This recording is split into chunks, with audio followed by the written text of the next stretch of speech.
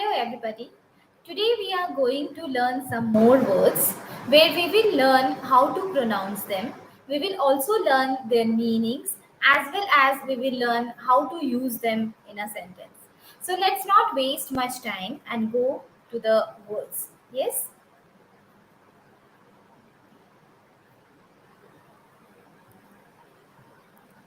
just a second.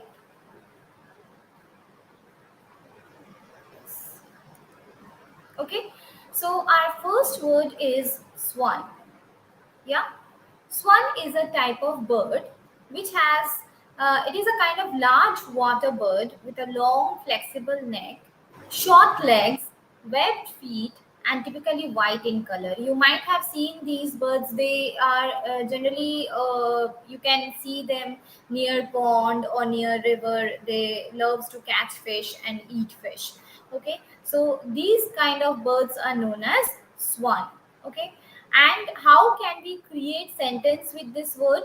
A beautiful swan was swimming in the pond. So this word SWAN, swan. It is not swan, it is swan, right? So moving to the next word. Our next word is swam. SWAM, swam. Okay, swam is the past tense of swim. SWIM, swim. This is the past tense of swim. How can we use this in a sentence? Ram swam across the river to meet his new friend. Right? Moving to the next word is swine. You might have come across this word several times. Maybe your friends or somebody might have called you swine in a negative way. Okay, but the meaning of swine is a pig, especially those who are raised for eating, for food. Yeah, and extremely, and in the other hand, the meaning could be an extremely unpleasant and unkind person. Okay, so how can we use this in a sentence? He is an arrogant little swine.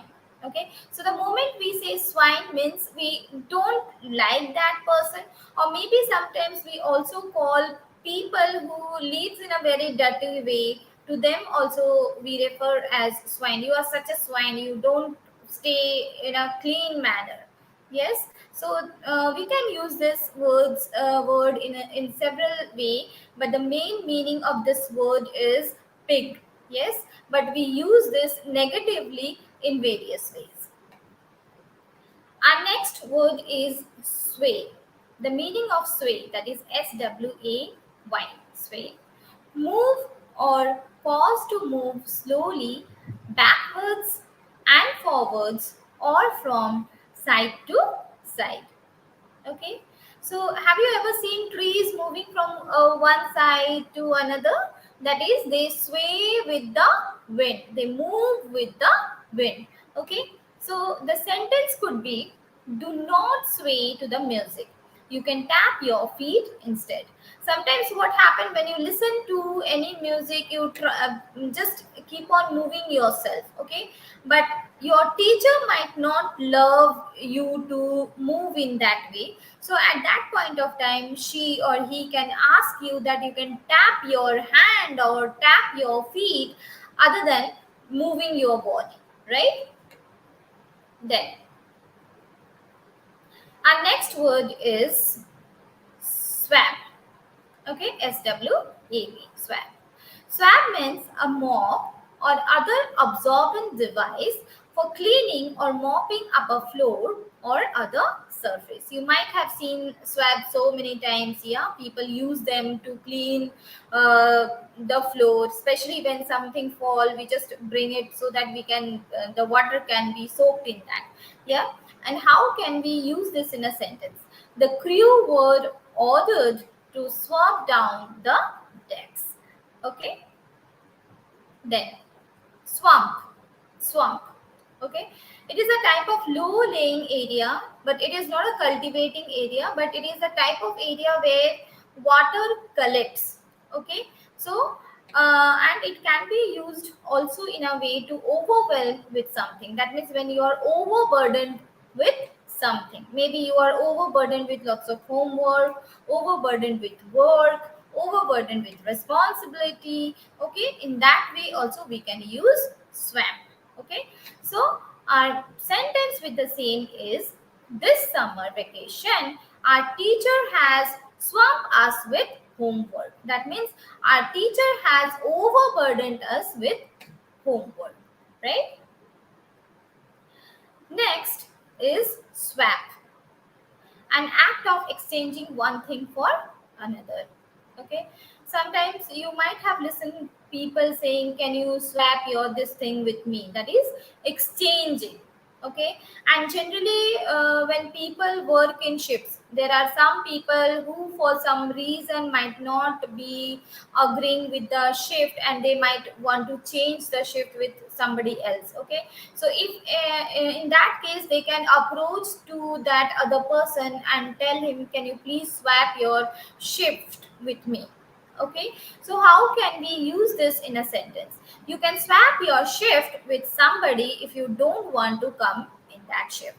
Okay, say for example there is an employee who don't want the shift which was given to him, and he goes to his manager, and that point of time the manager told him that if you don't want to come in this shift, you can swap it with somebody else. Swap means exchanging, right?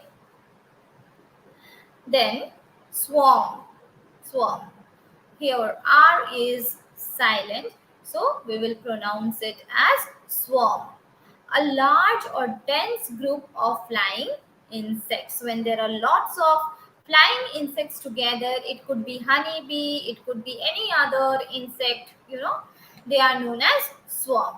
Okay, move somewhere in large numbers. Also we can call a group of people also to be swarm when they have some common agenda to be followed. In that case we can call them as swarm. Okay, so how can we use this in a sentence? There is a swarm of tourists in Manali nowadays. The meaning of this sentence is, Manali is a tourist place and Manali is like full with tourists. Okay, then swat, a sharp blow. And the sentence with the same is, he swat the ball hard. So when you hit something hardly, you can say he swat that so hard. Okay, swear. Swear, we most of the time we all use this word to show the other person that we promise that we are right. I swear I'm right. I swear. Promise to do something. What is the meaning of swear? That is the promise to do something. And how can we use this in a sentence? I swear I won't tell anyone your secret. Okay. Often you have heard one friend telling the other one, especially the teenagers one or small kids also, they nowadays speak in this way. I swear I won't tell this to anybody. Can you please share whatever you want to share with me? Right? So these are the few words we learned today. Please go through these words, and if you just practice these words, your pronunciation will increase, and with that you will also know the meaning, and also you'll be able to use them in your sentences. So thank you for today. Here I'm stopping my screen share, and I hope you liked the video and you learned something. Thank you.